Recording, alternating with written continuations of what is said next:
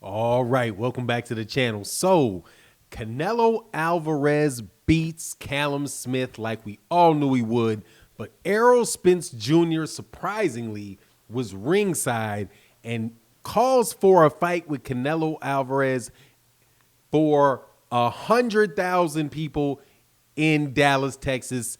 Canelo is getting hunted by Errol Spence. Let's talk about that and the fight in this video.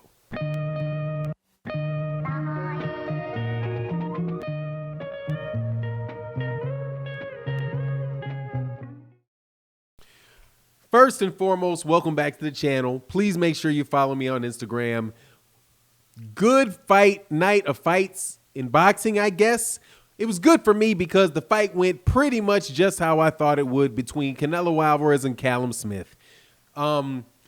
Let's fast forward to the conclusion on Callum Smith.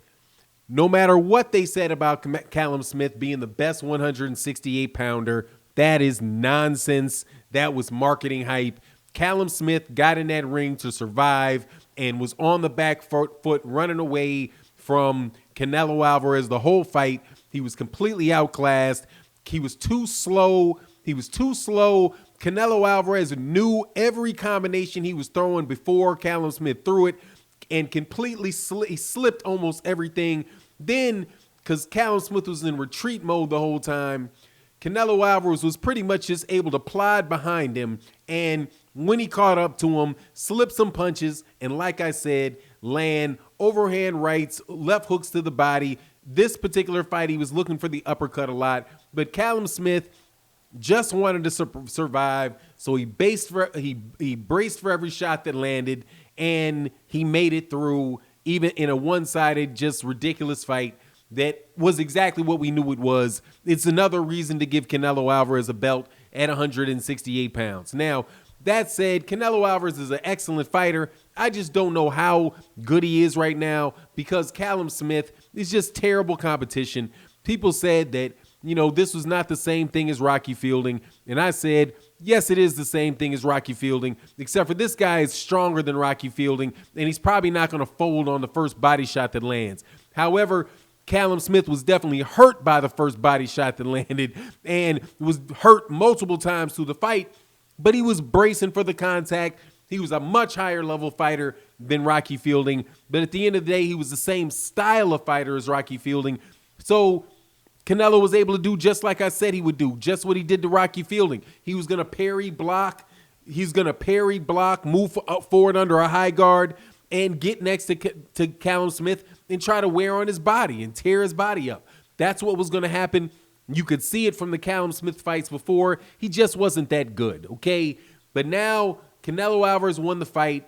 He didn't knock him out, and I'm telling you, that tells you something because Callum Smith is not that great of a 168-pounder, so as much as Canelo Alvarez was really landing on him, and although he just looked defensively, he's just such a different level fighter than than Callum Smith. It's just hard to gauge where he is with that. However, the most interesting thing about the entire fight for me was the fact that Errol Spence Jr. was in the audience, and he basically was there. You know he was there. First of all, the fight was in San Antonio, Texas. He lives in Dallas, or he lives in somewhere in Texas. I'm not sure where he lives. Wouldn't tell you if I did, but have any idea where he lives in the state of Texas, though I believe it's somewhere in the Dallas vicinity. So it's not too far a shot to get down to the Canelo Alvarez fight, and it's in Texas. So he goes to the fight, and Chris Mannix is there. And I found something real interesting about Chris Mannix's interview. He immediately starts asking Errol Spence Jr. about Terence Crawford. But Canelo Alvarez is right there. And Errol's already on record saying that he would be open to or want to see or would want a Canelo Alvarez fight. But there you go, Chris Mannix trying to direct it a different way into a reasonable direction, because a lot of people are interested in the Terence Crawford fight. It just so happens that Errol Spence Jr. was there for Canelo. So the question that I would have thought we'd ask is, hey, what's going on with the Terence Crawford fight? What do you think about the Canelo Alvarez fight? Would you ever want to move up?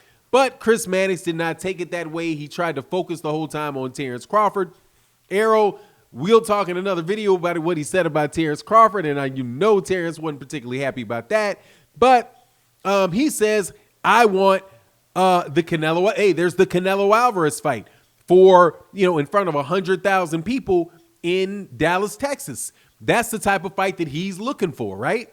So I'm telling you, Canelo is now being tracked by Errol Spence Jr. It's common sense that it would be the case, and it is the biggest fight that you probably could make in all of boxing. And Canelo did not look so impressive and quick and fat. The speed thing is what gets me with the Canelo Errol thing. And honestly, and then what Errol said about the fact that Canelo Alvarez was at 160 or at 168 pounds is he said, look, man, you've only seen about 70% of what I am because I have to squeeze down to 147 pounds. So I'm actually a much bigger, stronger guy at a higher weight. So I think that I would acclimate well to 160 pounds. If Canelo Alvarez can move up from 154 to 168 pounds, I don't see why Errol Spence Jr. can't do the same thing and move from 147 to 160 pounds. And honestly, since Canelo went to 175, there's actually Errol's range could go to 168. But he said that he doesn't believe that he would be effective at 168 pounds. And I think that is right. Because unlike Canelo Alvarez, if Errol Spence Jr. was fighting guys at 168 pounds, they would be guys like David Benavidez and Caleb Plant. And now on the note, by the way, of who the best 168 pounders are, after having watched Callum Smith for 10 rounds, do you believe that that is the best 168 pounder in the world? Do you believe that that is one of the top 5 168 pounders in the world? I do not believe that. Don't believe it at all. I believe that Jose Escadagui would give Caleb Plant every bit of problems that that Callum Smith can handle. I don't believe Callum Smith has a snowball chance in HE double hockey sticks to beat David Benavidez. He's too slow. Same thing for Callum Smith. Same thing for Caleb Plant. So, and there might be a couple other guys at 168 pounds that would beat this guy. He's just not that good. What he was somebody whose style fits Canelo Alvarez. Canelo Alvarez is a guy that has problems with speed. Errol Spence Jr. has speed of foot.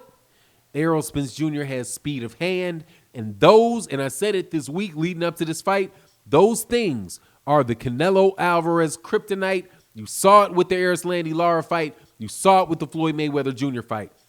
You cannot tell me that the reason why Floyd Mayweather Jr. didn't just beat Canelo just because his name was Floyd Mayweather Jr. He beat him for a reason. He beat him because, number one, he knew what Canelo Alvarez was going to do before Canelo Alvarez did it. He was a more experienced fighter. Same thing with Canelo Alvarez and Caleb Plant. And Callum Smith. Because Callum Smith, whatever that basic 1-2 left hook, retreat left hook, man, I can't tell you how many times Canelo Alvarez just caught that. Like, you're doing this, you're doing this, you're doing that. 1, 2, 3, and I'm out. Just an entire choreographed defensive move to get out of that exact combination that he knows that guy's going to throw. And he's going to move. He's going to do that move, boop, boop, boop, regardless, knowing that he's taken away that ability to land that punch from Callum Smith. So Callum Smith is not a good belt, and neither is Rocky Fielding a good test for what Canelo Alvarez is at 168. And neither was 175-pound Sergey Kovalev. I'm telling you, guys like Demetrius Andrade, guys like Jamal Charlo, guys like, and those are the guys really, because they're the same. They really are the same size, and actually they're bigger. So like the length and the size advantage is significant for Jamal Charlo, who's 6 feet. He's not 6'3", but he's 6 feet. And Canelo Alvarez like 5'6". He's going to be looking way up at Jamal Charlo. Anyway, I can't say it was a good fight. It went like I thought it was going to go, but I am glad that Errol Spence Jr. is acting like he's trying to push the Canelo Alvarez fight. Now, we will talk later in another video about the Terence Crawford part of it because that is important as well. But anyway, you let me know what you think about the fight in the comment section. And with that, I'm out. Peace.